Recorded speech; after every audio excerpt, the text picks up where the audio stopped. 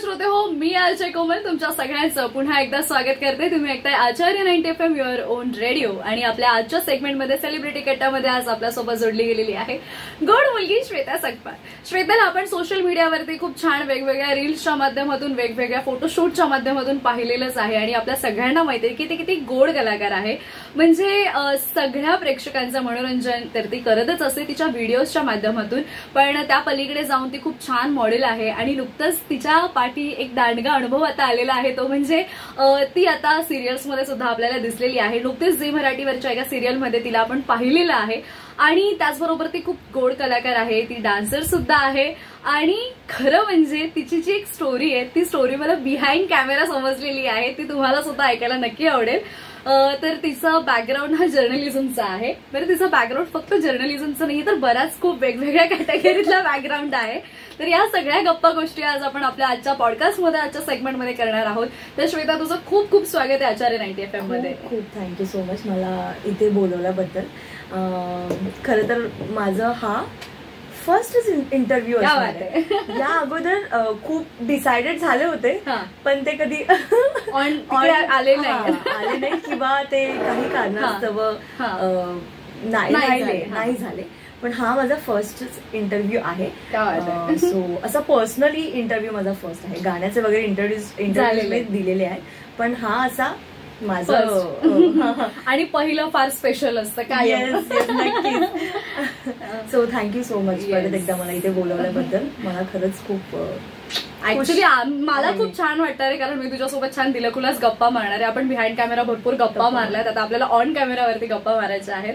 बरं, मला तुला विचारायचं आहे की आपण सध्या पाहतोय की सोशल मीडिया खूप ऍडव्हान्स झालेला आहे आणि आपण आपल्याकडे असलेले स्किल सोशल मीडियाच्या माध्यमातून आपण इतर लोकांपर्यंत त्या माध्यमातून आपण पोहोचतोय.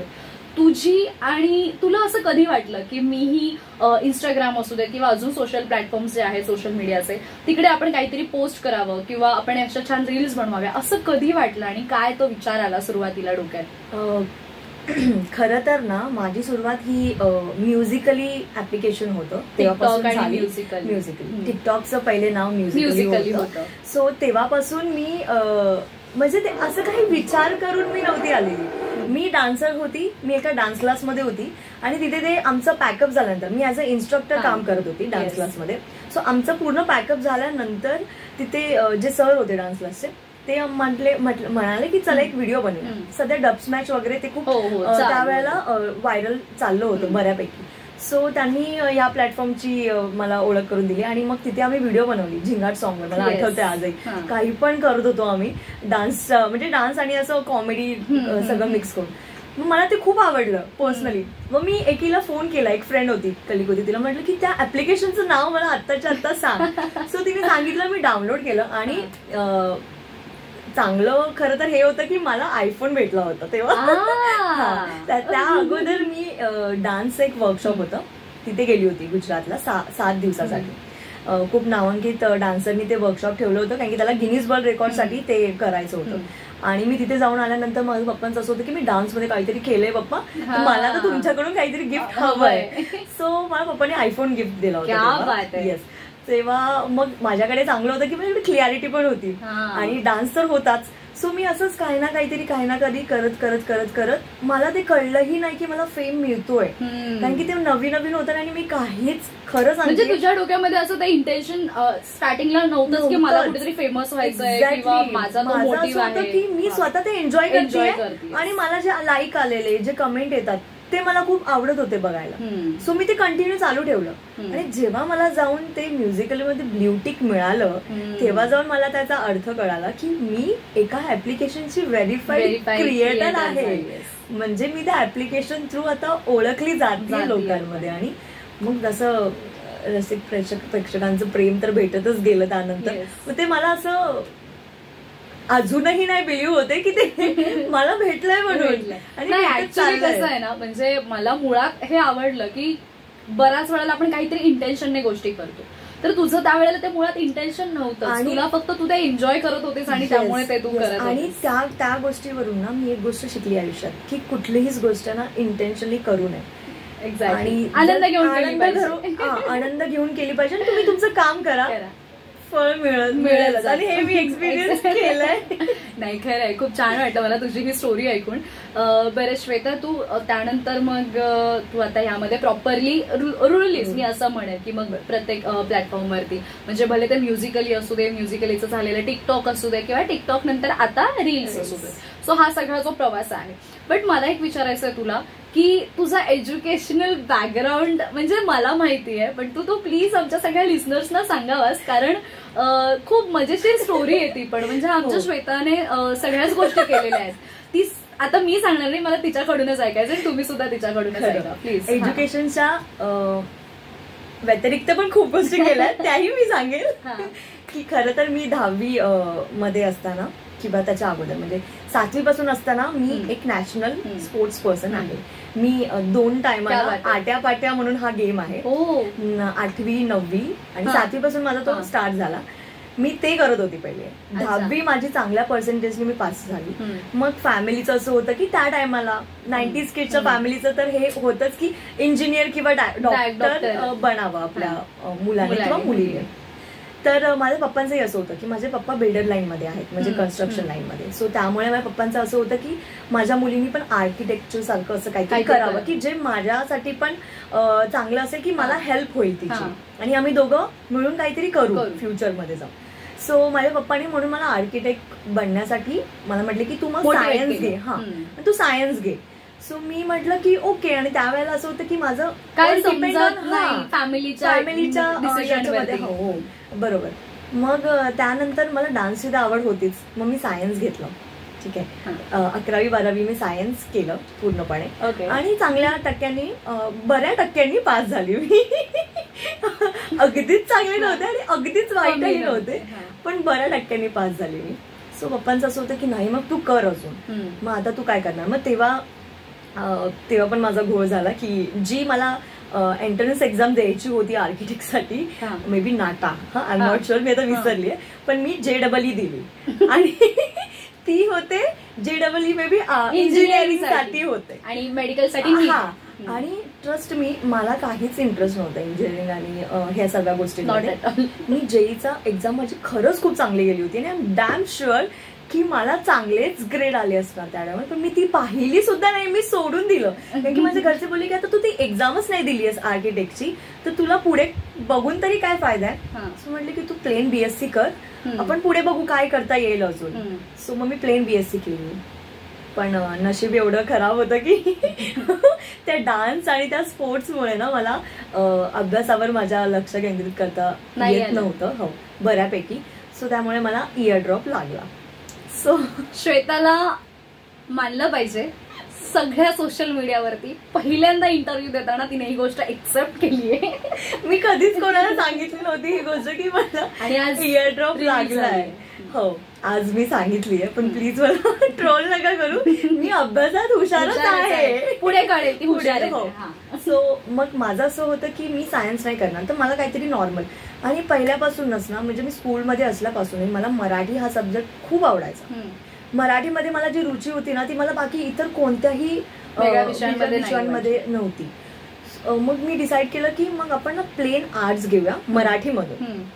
त्यात मी लास्टला मराठी लिटरेचर कम्प्लीट केलं माझं, आणि त्यामध्ये मला A+ और O, मी प्रॉपर ग्रेडच्या मध्येच मला पर्सेंटेज चांगले होते. A+ होते, पण ते O ग्रेड प्रमाणेच पर्सेंटेज होते ओव्हरऑल. सो मला ती खुशी झाली की बाबा मी ऍटलिस्ट चांगल्या मार्क्सनी किंवा ग्रेडनी माझं ग्रॅज्युएशन कम्प्लीट करते. सो पप्पांचे तर फ्रेंड्स लोक, त्यानंतर विषय असा झाला की आता करायचं काय. मग त्याच दरम्यान माझ्या पप्पांचे फ्रेंड्स पत्रकार आहेत खूप साऱ्या ठिकाणी. त्यांनी सजेस्ट केलं की श्वेता खूप बडबडी आहे, आणि तिला नॉलेज पण बहुतेक असं गोळा करायला खूप आवडतं. म्हणजे मी प्रत्येक गोष्टी, कुठे काही गोष्ट झाली तर ती का झाली आणि अवेअर, किंवा मला ते असं पूर्ण असं त्या म्हणजे जसं एखादं जणू पत्रकार कसं त्या गोष्टीच्या मुळापर्यंत जाऊन ती गोष्ट, मग मला ते खूप आवडतं शोधायला. भले मी कोणाला सांगणार नाही पण ते मला माहिती आहे ना, मग मला कोणी विचारलं तर माझं असं होतं की हा मला ही गोष्ट आय नो. सो मला ते पहिल्यापासून होतं त्या गोष्टीचं आवड. मग पप्पा म्हटले की मग तू जर्नलिझम कारण की तू आहेस. आणि मलाही आवडायचं खूप, कारण की मला जे, आणि माझं कसं आहे ना, लहानपणापासून मला जे आवडतं ना ते मी करतच आली. भले मला फॅमिलीचा सपोर्ट नाही मिळाला पण तो मी गेन केला स्पोर्ट्सच्या टायमाला. पण मला प्रूव्ह करून दाखवलं हे करू शकतो. होय, नक्कीच. कारण की मला ना स्पोर्ट्स खेळायला पण त्यावेळेला बंदी होती घरामधून. कारण की माझ्या फॅमिलीचं असं मेंटॅलिटी होती की आपल्या मुलांनी अभ्यास करावा, आणि जे ऑल मिडल क्लास फॅमिली म्हणा किंवा प्रत्येक फॅमिलीमध्ये आई वडिलांना हेच वाटतं की आपल्या मुलांनी छान अभ्यास करावा, पर्टिक्युलर कुठेतरी छान असा जॉब करावा किंवा सेटल व्हावा, एक असा मेंटॅलिटी असते. पण मग तू जर्नलिझम केलं? हो, मी जर्नलिझम कम्प्लीट केलं माझं. आणि बेडेकर कॉलेज माझं खूप छान एक्सपिरियन्स आलाय कॉलेजला. म्हणजे मला एवढं सुंदर कॉलेज मिळालंय की त्यांनी मला एवढं काय म्हणतात त्याला मोटिवेट केलंच. प्लस त्या टायमाला मी इंस्टाग्राम वगैरे रील्स वगैरे माझं चालूच होतं बॅक ऑफला. त्याच्या त्यांनी मला एवढा सपोर्ट केला त्या सुद्धा गोष्टीसाठी की म्हणजे मला पर्सनली असं वाटलं की कॉलेज असावं तर असं माझ्या कॉलेजसारखं, की त्यांनी मला अगदीच म्हणजे असं, भले मला कॉलेजला जायला जमत नव्हतं तरी माझे जे HOD होते ते खूप छान आहेत, सपोर्टिव्ह आहेत, खूप छान सपोर्टिव्ह आहेत. इव्हन मग त्याच्यानंतर मग मी माझ्या कॉलेजचेच, ही प्राऊडली गोष्ट आहे की माझ्या कॉलेजचे आता रिसेंटली 2 वर्षापासून जे मेन आपला फेस्ट होतो कॉलेजचा, त्या फेस्टसाठी रील कॉम्पिटिशनचे मी ॲज अ जज मी कॉलेजमध्ये शिक्षण झालंय त्याच कॉलेजमध्ये ॲज अ ज्युरी म्हणून जाणं माझ्यासाठी खूप मोठी गोष्ट होती. ऑफकोर्स असं माझं आहे एक बाय द वे. आणि तिने जर्नलिझम केलं आणि आता सध्या ती म्हणजे तिने न्यूज चॅनलमध्ये इंटर्नशिप सुद्धा केलेली आहे. सो असं नाहीये की तिने एखादी गोष्ट हातात घेतली आणि ती इनकम्प्लीट केली आहे. सो आम्ही बऱ्याच गोष्टी शिकलेल्या आहोत. म्हणजे आम्हाला सायन्सचं नॉलेज आहे, आम्हाला आर्ट्सचं नॉलेज आहे आणि फक्त कॉमर्स थोडंसं मागे राहिलं. But that's okay. आता एवढी बिचारी मुलगी एवढं सगळं कसं करणार नाही का. स्पोर्ट्सचं पण नॉलेज आहे तितकंच. सो खूप छान वाटलं. म्हणजे मला एकंदरीत हे सगळं ऐकून असं वाटतं की तुला नवीन नवीन गोष्टी शिकायला आवडतात. आणि माझं असे, माझे पप्पा मला नेहमी बोलतात, माझे पप्पा लोकांना सांगताना बोलतात की माझी मुलगी आहे ना, आता तिने जे चूज केलंय ना तर ती त्याच्यामध्ये 100% देते, करून दाखवते. त्यामुळे ना आता फॅमिलीचा सपोर्ट तितका मला मिळतोय. इव्हन माझे फ्रेंड्स लोक घरी येतात तेव्हाही ते म्हणतात यार कसली सपोर्टिव्ह फॅमिली आहे. फॅमिली सर्वांना मिळाली. म्हणजे माझ्या पप्पांचं असेल आता पण, म्हणजे माझं असं आहे की मला प्रत्येक गोष्टीमध्ये ना स्ट्रगल करायला आवडतंच. ते माझं नेचरच आहे. मला असं स्पून फिडिंग कोणी केलं तर ते मला असं वाटतं की नाही, माझ्यामध्ये कॅपेबिलिटी नाही आहेत का, मी करून दाखवेन. त्यामुळे माझं असं आहे की आता मी थिएटरकडे वळलेली आहे. थिएटर करून मग बघू आता लवकरच देवाच्या कृपेने मोठ्या पडद्यावर येण्याची संधी. नाही लवकरच, कारण तू सुरुवात केलेली आहेस आणि ऑफकोर्स तुझ्या प्रत्येक गोष्टीची सुरुवात ही खूप छान इंटरेस्टिंग राहिलेली आहे. प्रत्येक गोष्टी मागे काही ना काही किस्सा आहे. म्हणजे अगदी तुझं म्युझिकली पासून स्टार्ट करण्यापासूनचे जसे किस्से आहेत तसे इथपर्यंत येईपर्यंतचे प्रत्येक गोष्टीमध्ये एक किस्सा आहे. सो आणि बॅक ऑफ द थिंग्स म्हणजे मला असं वाटतं की मी श्वेताला बऱ्याच ठिकाणी पाहिलेलं आहे. बऱ्याच ठिकाणी ते ॲज अ ज्युरी म्हणून जाते, ॲज अ गेस्ट म्हणून जाते. त्यावेळेला तिकडून जे लोकांचं प्रेम मिळतं किंवा ज्या पद्धतीने लोक पॉझिटिव्हली बोलतात ना, खरं तर हे सगळं तू अचीव्ह केलंस. म्हणजे आज आपण किती पैसे कमवतो या पलीकडे जाऊन लोकांचं आपल्याला किती पॉझिटिव्हली प्रेम मिळतं. कारण सध्या सोशल मीडिया असं झालंय ना की तिकडे निगेटिव्हिटी खूप जास्त लगेच पसरते. म्हणजे मग त्यामध्ये स्वतःला खूप मोटिवेट ठेवावं लागतंय. मी त्याच विषयाकडे येणार आहे तुझ्याकडे, पण थोडंसं त्या अगोदर मला अजून जाणून घ्यायचंय की टिकटॉक, म्युझिकली आणि रील्स काय बेटर आहे? मी खरंच म्हणेन जे लोक म्युझिकली पासून आहेत ना या फील्डमध्ये ते खरंच म्युझिकली खूप मिस करतात. इव्हन दो टिकटॉक पण बरं होतं, पण टिकटॉक नंतर ना अल्गोरिदम एवढा काही तो चेंज झाला. मी खरं सांगते, जे लोक, मी आताही म्हणेन, जे लोक म्युझिकली पासून आहेत ना त्या लोकांना माहिती होतं की फक्त टॅलेंटला प्रमोट केलं जायचं. If you are doing something then only you get public. म्हणजे तू असं काही करून फेमस होत नव्हतीस, जे आता रिसेंटली चालू आहे. सो त्यामुळे मी खरंच डेफिनेटली मी म्युझिकलीला खूप मिस करते की मला असं वाटतं की काश म्युझिकलीच कंटिन्यू असतं ना तर मग मला खरा आर्टिस्टला वाव मिळाला असता. अगदी बरोबर. पण मग मला एक सांग, म्हणजे म्युझिकलीचं जेव्हा नंतर टिकटॉक झालं किंवा ती टिकटॉकची पण एक न्यूज झाली आणि त्यानंतर जी खळबळ उडाली होती किंवा इंडस्ट्रीमध्ये प्रॉपरली, म्हणजे असं की टिकटॉक बंद झालं, सो तुला असं काय त्याचा प्रभाव पडला का किंवा what do you feel at that time? हा, वाईट वाटलं मला, कारण की माझी सुरुवातच त्या ऍप्लिकेशनच्या थ्रू झाली होती. भले टिकटॉक नाव होतं पण ते म्युझिकलीच. आणि खरं तर मराठी हे आम्ही तेव्हा बनवायला चालू केलं होतं. मराठी क्रिएटर असूनही मराठी क्रिएटर पुढाकार घेत नव्हते. असे माझ्यासोबत बरेच रिमेंबर की तू अगदी छत्रपती शिवाजी महाराजांचे पण कॉन्टेंट टाकले होतेस आणि तोच कॉन्टेंट 9वारी मधून तू पुढे आलीस आणि नंतर तो बऱ्याच जणांनी तो अडॅप्ट केला. एक्झॅक्टली. की पहिले कसं असायचं, म्युझिकलीवर किंवा टिकटॉकवर मराठी एक प्रॉपर व्हॉइस नव्हता. मराठी सॉंग्सच नव्हते. बरोबर. बाकी तमिळ, हिंदी भाषिक किंवा ते बाकीचे जे आपले आहेत, बाकीचे जे लँग्वेजेस आहेत त्याचे सर्व होते. आणि काही मोजकीच मराठी गाणी. बरोबर. आणि ती मोजकी गाणी पण कशी, जर कुठल्या मराठी क्रिएटरनी टाकली असेल आणि जी त्यावेळेला फीचर सिस्टम होती. आता कसं ट्रेंडिंग आहे तसं फीचर सिस्टम होती. ती पहिले ते फीचर्ड करायचे व्हिडिओ. तर ती व्हिडिओ फीचर झाली की मग अशी खूप खुशी व्हायची, अरे वा. मग त्या व्हिडिओला खूप लाईक आणि खूप कमेंट्स असायचे. आणि मग आम्ही मराठी बनवून मग नंतर एक क्रेज निर्माण झाला. आणि त्या टायमाला मला असं वाटतं की हातावर मोजण्या इतके मराठी क्रिएटर होते फक्त. एक्झॅक्टली. आणि आता तर खूपच झालेत. तर मी प्राऊडली बोलेल की ते मराठी आणण्याच्या पाठी माझा कुठेतरी एक खारूचा वाटा आहे. सो मी ते प्रत्येकाला सांगत असते की ज्या वेळेला मराठी कोणी बनवत नव्हतं त्यावेळेला श्वेता मराठी बनवतो. एक्झॅक्टली. कारण मला आता आपण पटकन म्युझिकलीचा विषय निघाला, मला तो पटकन तो व्हिडिओ माझ्या डोळ्यासमोर येऊन उभा राहिला की हा छत्रपती शिवाजी महाराजांविषयी ज्या आदराने व्हिडिओ बनवणं किंवा मराठी भाषेविषयी व्हिडिओ बनवणं, ह्या सगळ्या गोष्टी तुम्ही केलेल्या आहेत. म्हणजे त्या डान्स पासून ते अगदी अशा वेगळ्या प्रकारची गाणी सिलेक्ट करण्यापर्यंत. म्हणजे आज आपण रील्सवर बघतो की रील्सवर सहज गाणी अवेलेबल होतात किंवा तुम्ही सहज गाणी तिथे ऍड करू शकता. बट दॅट टायमिंगला जिकडे मराठीला इतकं क्रेज होतं, आणि मला असं वाटतंय म्युझिकली आणि टिकटॉक मुळेच परत कुठेतरी साडी ट्रेंडमध्ये आली. हो, खरंय. नाहीतर पहिले असं होतं की लग्न फंक्शन मध्ये पण गाऊन घातले जायचे नॉर्मली ड्रेस किंवा गाऊन. शक्यतो जास्त तर ते घागरा त्याचा ट्रेंड आला होता. पण जसं मराठी व्हायरल झालं, लोक वेगवेगळ्या प्रकारच्या व्हिडिओज वगैरे साडीमध्ये वगैरे प्रॉपर नटून काही लोक तर मला असं वाटतं की फक्त साडी त्याच्यासाठी वेअर करायचे. मीही तेच केलंय. म्हणजे माझं कसं असायचं की फक्त व्हिडिओ बनवेपर्यंत मी साडी वगैरे घालायची पूर्ण रेडी. म्हणजे मी आता ते माझे दिवस आठवते ना की मी किती स्ट्रगल केले किंवा मी किती मेहनत घेतली होती. म्हणजे ऑब्व्हियसली रेडी व्हायला, फक्त व्हिडिओ बनवायला रेडी होतो आपण आणि उगाचच व्हिडिओ बनवायची आणि नंतर मग. आणि पण आता जर ती गोष्ट करायला लावशील ना तर मी एवढी आळशी झाली आहे ना आता की मला असं वाटतं की अरे कुठे ते उठून साडी नेसायची, परत कुठे ते करा परत. पण ते झुमका आणि साडी तो ट्रेंड तिकडून सुरू झाला खऱ्या अर्थाने. म्हणजे मला असं वाटतं झुमक्यांना जर मार्केट आलं असेल तर ते म्युझिकल आणि टिकटॉकमुळे आलं. खरंच. तर श्रोते हो, आज आजच्या सेलिब्रिटी कट्ट्यामध्ये आज आपल्यासोबत श्वेता जोडली गेलेली आहे. आणि श्वेतासोबतचा हा जो काही तिचा प्रवास आहे किंवा या ज्या गप्पा आहेत त्या खूप छान रंगलेल्या आहेत. आय नो तुम्हाला सगळ्यांना सुद्धा या गप्पा तितक्याच आवडत असतील. पण आता श्वेताचा जो काही प्रवास आहे, म्हणजे ऍज अ मॉडेल म्हणून ती बऱ्याच ठिकाणी तिचे शूट्स वगैरे असतात किंवा ती मध्ये एका टीमसाठी ब्रँड अँबॅसेडर म्हणून तिने काम केलेलं आहे. आणि त्याचबरोबर आता ती चॅनल पर्यंत येऊन पोहोचलेली आहे. लवकरच सगळ्यांच्या घरांमध्ये ती झळकली.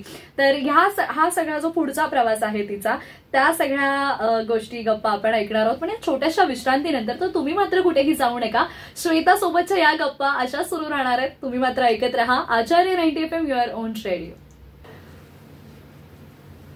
हॅलो, हाय, नमस्कार श्रोते हो. पुन्हा एकदा छोट्याशा ब्रेक नंतर मी आरजे कोमल तुमच्या सगळ्यांचं स्वागत करते. तुम्ही ऐकताय आचार्य 90 FM युअर ओन रेडिओ. आणि आपल्या आजच्या सेलिब्रिटी कट्ट्यामध्ये आज आपल्यासोबत जोडली गेलेली आहे श्वेता सोबत ब्रेक पूर्वी आपण पाहिलं की तिची जी काही अभ्यासाची जर्नी होती ती खूप जास्त इंटरेस्टिंग होती. ती पाहिली आणि ती कशा पद्धतीने ती सोशल मीडियावर आली आणि तिचा तो पहिला किस्सा, ह्या सगळ्या गोष्टी आपण जाणून घेतल्या.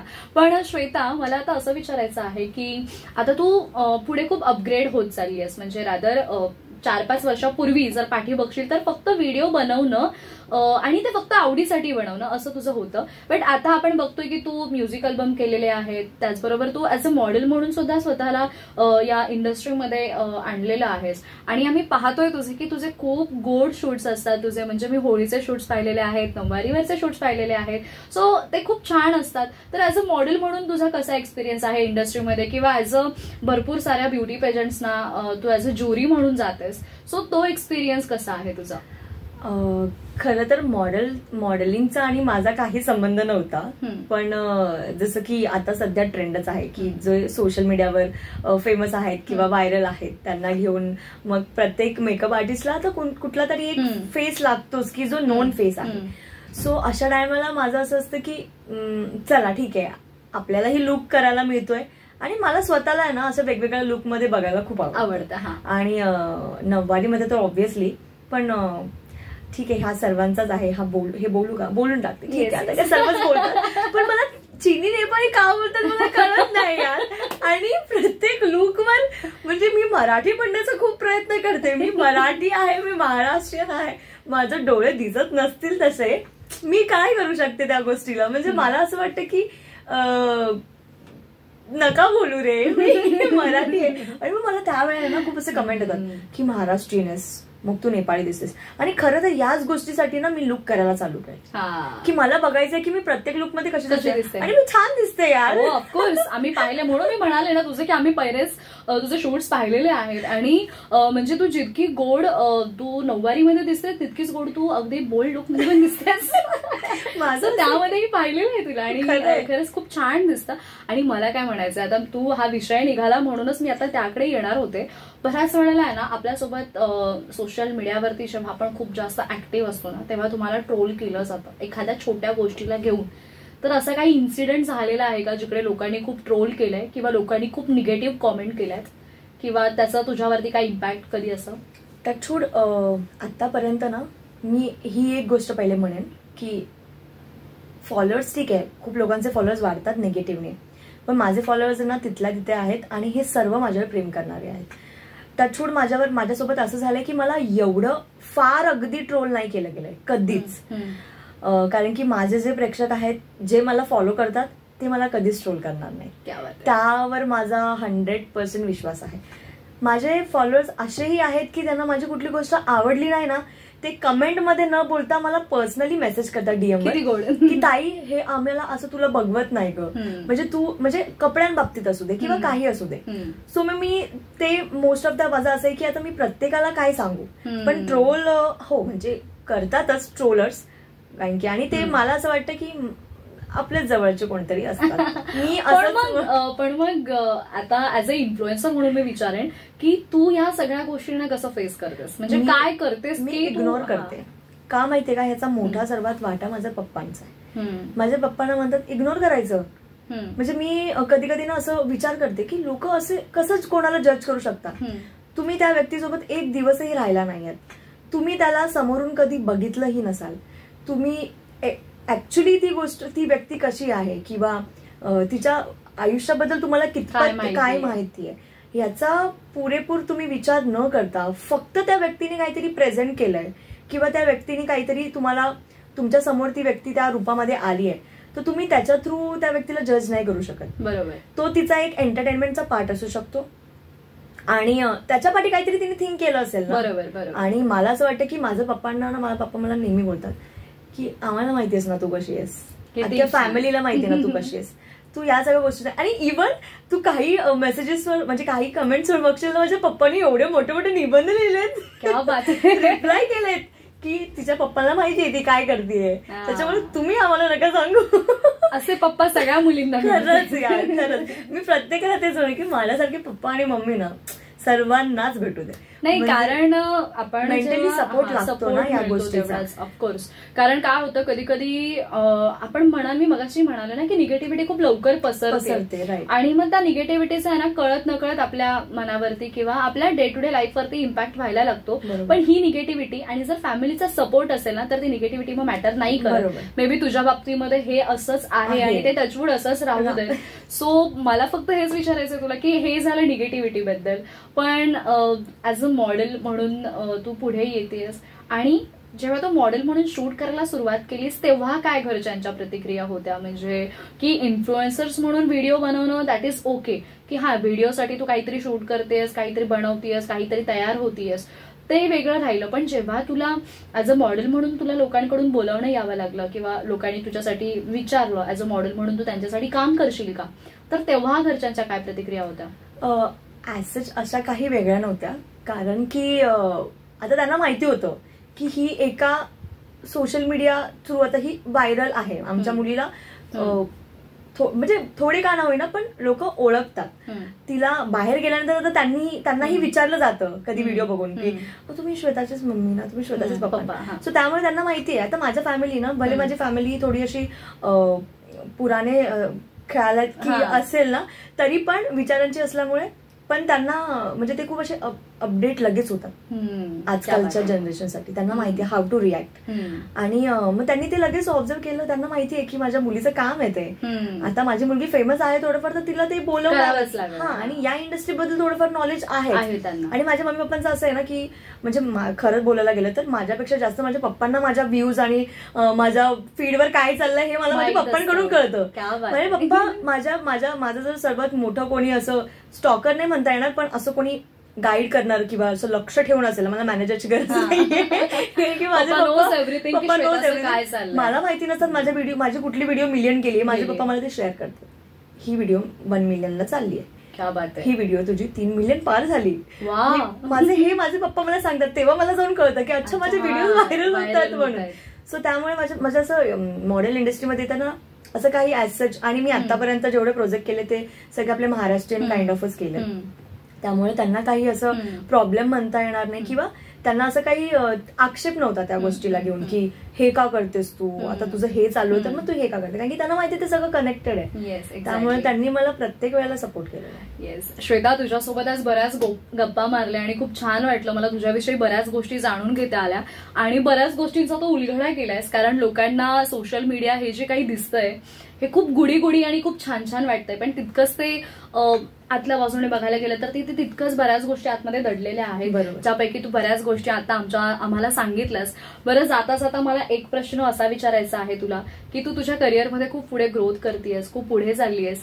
पुढच्या येत्या काही वर्षांमध्ये काय ड्रीम्स आहेत जे तुला काय गोल्स आहेत जे तुला अचीव्ह करायचे? खरं तर मी आता सध्या थोडं ऑब्झर्व करतेय, शिकतीये काही गोष्टी, कारण की मला असंच कुठल्याही इंडस्ट्रीमध्ये घुसायचं नाहीये. पण मला पहिल्यापासूनच लहानपणापासून माझं होतं की टीव्हीवरती यायचं की मला काहीतरी करायचं की जेणेकरून मला लोक ओळखतील. आणि मला लहानपणापासून ऍक्टिंगची म्हणा किंवा डान्सिंगची आवड आहे. सो त्यामुळे मला आता बघूया, माझे प्रयत्न तर चालू आहेत टचवूड देवा कृपेने की मोठ्या पडद्यावर नक्कीच काम करायला आवडेल. आणि ते कामही असं करायला आवडेल की ते माझ्या स्वतःच्या कलेमुळे आणि हिमतीमुळे मला ते मिळेल. मला माझी सोशल मीडियाची लाईफ तिकडे अजिबात घेऊन नाही जायची. भले मी तिथलं काय चालू आहे ते सोशल मीडियावर टाकेन, पण सोशल मीडियाने मला खूप सपोर्ट दिला. पण जर सोशल मीडिया आता नसतं ना, जर मला कोणी विचारलं की सोशल मीडिया नसतं तर तू आता काय केलं असतं, तर मे बी मी थिएटर करून आता इंडस्ट्रीमध्येच काम करत असते. कारण की माझं पहिल्यापासून तेच गोल होतं की मला करायचंय. त्याच्यामुळे फॉर दिस रिझन तुला सोशल मीडिया मस्ट आहे. एक्झॅक्टली. आणि आता ती गरज आहे, काळाची गरज झाली. आणि फक्त अन्न, वस्त्र, निवारा आणि सोशल मीडिया. आणि मला ते देवाकृपेने पहिलं मिळालं सोशल मीडिया, आणि मग मला थिएटर आणि या सगळ्या गोष्टीसाठी अजून मला पाठबळ मिळालं की बाबा चला आपण आता करूया. आता थोडासा एक शेवटचा प्रश्न, थोडासा वृक्ष वाटेल प्रश्न हा, कारण लोकांना असं वाटतं की अरे भाई इन्फ्लुएन्सर आहे, सोशल मीडिया स्टार आहे, म्हणजे खूप कमवतीये किंवा खूप पैसे असतील यांच्याकडे किंवा हे लोक खूप श्रीमंत होतात किंवा असं ना की आले आणि 2 मिनिटाचा आणि 3 मिनिटाचा व्हिडिओ बनवून फेमस झाले. अशा सगळ्या लोकांना काय सांगशील? मी हेच सांगेल की जो तो कमवतो तो त्याच्या मेहनतीवर कमवतो. आणि मी ना एक गोष्ट नक्की मानते कोमल, की ज्याच्या नशिबात जे आहे ना ते कोणीच काढून घेऊ शकत नाही. भले त्याच्या नशिबात ते नेगेटिव्हनी का नको येऊ किंवा पॉझिटिव्हनी का नको येऊ, ते त्याच्यात लिखित आहे. सो ते त्याला मिळणारच. सो भले आज कुठला व्यक्ती जर लाख रुपये कमवत असेल, आणि फक्त सोशल मीडियाच नाही, आता सोशल मीडिया तर एक साधन झालंय कमवायचं, आणि ते तोही मी असं वेगळं काही सोशल मीडियाला बघत नाही, तो एक मार्केटिंगचाच भाग आहे. पहिले तुम्ही ऍज अ मॉडेल्स लोकांना, प्रोफेशनल मॉडेल्स लोकांना कामं देऊन ते प्रमोशन करवायचे, पण आता तीच तुम्हाला लोक डिरेक्टली अकाउंट मधून मिळत आहेत, अकाउंटच्या स्वरूपाने मिळत आहेत. सो ते जरी कमवत असतील ना तरी ते त्याच्या पाठी त्यांची ती मेहनत आहे, कुठेतरी त्यांची मेहनत आहे, कुठेतरी त्यांनी ते डोकं चालवलं असेल की त्यांचे फॉलोअर्स वाढले आणि त्यामुळे त्यांना ती कामं येतात. त्याच्यामुळे ती मार्केटिंग स्ट्रॅटेजी असल्यामुळे मलाच वाटतं की जो तो कमवा, सगळ्यांनीच कमवा, कारण की पैसा आहे, कोणाला नकोय. सो मला असं नाहीये, फक्त मला एवढंच खंत आहे एका गोष्टीची की ऍक्च्युअली टॅलेंटला सपोर्ट झाला पाहिजे. असं नाही म्हणते की पैशांच्या किंवा कमवण्याच्या दृष्टिकोनातून, कारण की प्रत्येक एक जो खरा कलाकार असतो ना त्याला फक्त एका थापेची आणि एका टाळ्यांचीच गरज असते. सो मला असं वाटतं की तुम्ही ठीक आहे, तुमचा प्रत्येक प्रेक्षकाचं हे असतं की तुमची चॉईस आहे ती की तुम्ही कोणाला बघायला आवडेल, तुम्हाला कोण बघायला आवडेल. सो मला असं वाटतं की फक्त थोडं तिकडे प्रेक्षकांनी थोडं आता जरा म्हणजे ऍक्च्युअल जे टॅलेंट आहे त्या टॅलेंटला वाव दिला पाहिजे की रेदर दॅन बाकीचे लोक तर ठीक आहे, ते तर प्रत्येक माणूस हा काहीतरी विचार करूनच त्यांच्या गोष्टी करत असतो, पण हे ऑडियन्सवर असतं, टोटली ऑडियन्सवर असतं की कोण फेमस होणार, बरोबर, कोणाचं एंगेजमेंट वाढवावी किंवा कोणाची एंगेजमेंट कमी करावी, हे पूर्णपणे प्रेक्षकांवर. त्यामुळे प्रेक्षकांनाच म्हणून सांगेन की खरा म्हणजे आज खूप छान वाटलं तुझ्या सोबत गप्पा मारताना, आणि मला खरंच जाणवलं की असं टॅलेंट आहे ना, त्या टॅलेंटला खरंच जर प्रेक्षकांनी प्रोत्साहन दिलं तर ते टॅलेंट जे पुढे यायला वेळ जातोय ना तो वेळ कदाचित जाणार नाही, आणि जे खरं टॅलेंट आहे ते लोकांसमोर येईल. आणि मला त्यामुळे आपण कट करते की या सगळ्या गोष्टींमुळे ना हा एक फरक पडतो की लोकांना ट्रोल अगदीच इझिली करता येतं, पण खऱ्या टॅलेंटला जर तुम्ही सपोर्ट केला तर ही ट्रोलिंग सिस्टम ही बंद होईल. आणि खरं तर माझ्या डोळ्यासमोरचे असे कलाकार आहेत की एवढे सुंदर कलाकार प्रत्येक क्षेत्रामधले आर्टिस्ट की त्यांना त्यांची ती कला त्यांना वाव मिळत नाही म्हणून सोडावी लागली. म्हणजे आता ते कितपर्यंत, कारण की प्रत्येकालाच पैसा कमवायचा आहे आयुष्यात, मग भले तो कलेच्या माध्यमातून असू दे किंवा त्याच्या कामाच्या माध्यमातून.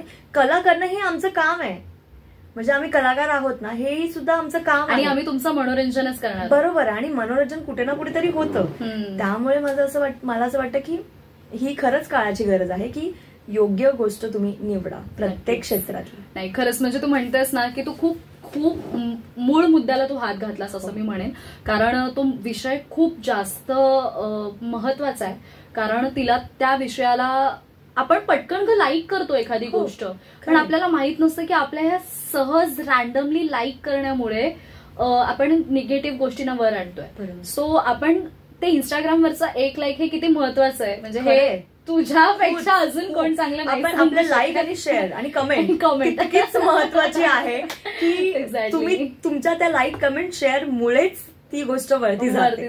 त्यामुळे विचार आणि का म्हणजे आपण निगेटिव्ह पण बोलायला जातो, अरे बापरे आपण एकीकडे जाऊन निगेटिव्ह कॉमेंट करणार आहोत, पण त्या निगेटिव्ह कॉमेंटमुळे समोरची व्यक्ती जातीये वर, हे कदाचित आणि त्या व्यक्तीला काही फरक नाही पडत. आणि काही लोक ना आता फक्त त्याच गोष्टीसाठी मुद्दाम निगेटिव्ह PR आपण त्याविषयी बोलतोय. ट्रू. सो मला असं वाटतं की ते बंद व्हायला पाहिजे. नक्कीच. तर श्वेता आज तू आमच्या स्टुडिओमध्ये आलीस आणि खूप छान दिलखुलास गप्पा मारलास, खूप छान वाटलं आणि प्रचंड पॉझिटिव्ह आहेस, अशीच राहा कायम. आणि आम्हाला आवडेल, मला श्वेताचं असं थिएटरवरती असं खूप मोठ्या स्क्रीनवरती काहीतरी वेगळं आहे आणि ती लवकर प्रेक्षकांच्या भेटीला आली आणि तेव्हा आपण छान परत एक मुलाखत करू. नक्कीच. आणि yes, once again thank you so much once again मला इथे बोलवल्याबद्दल. आणि आता तुमच्या थ्रू मला प्रेक्षकांशी इन्स्टा लाईव्हला तर ठीक आहे, पण हा ऑडियन्स पण माझ्यासाठी खूप इम्पॉर्टंट आहे, प्रत्येक ऑडियन्स. त्याच्यामुळे मला कनेक्ट होता आलं तुमच्यामुळे. सो थँक्यू सो मच आचार्य 90 FM मला इथे बोलवल्याबद्दल खूप खूप थँक्यू कोमल तुझेही. तर श्रोते हो, आजच्या आपल्या सेगमेंटमध्ये श्वेता सकपाळ आज आपल्यासोबत जोडली गेली होती आणि तिच्यासोबत खूप छान दिलखुलास गप्पा मारल्या. सोशल मीडियाविषयी किंवा सध्याच्या ट्रेंडिंगला ज्या गोष्टी चालू आहेत त्याविषयी बऱ्याच गोष्टी जाणून घेता आल्यात, तिच्या करिअरविषयी बऱ्याच गोष्टी जाणून घेतल्या आणि प्रत्येक मुलीला इन्स्पायर करायला लावणारी.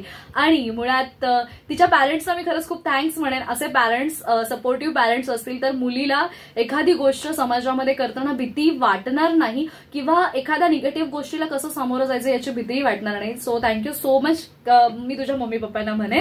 आणि श्रोते हो, ही मुलाखत, या गप्पा तुम्हाला कशा वाटल्या, या प्रतिक्रिया आम्हाला कळवायला विसरू नका. त्यासाठी आमचा संपर्क क्रमांक आहे 9167993399. आणि या सेगमेंटमध्ये मी आरजे कोमल श्वेता सोबत इथे तुमची रजा घेते. तुम्ही मात्र कुठेही जाऊ नका. ऐकत रहा आचार्य 90 FM, युअर ओन रेडिओ. धन्यवाद.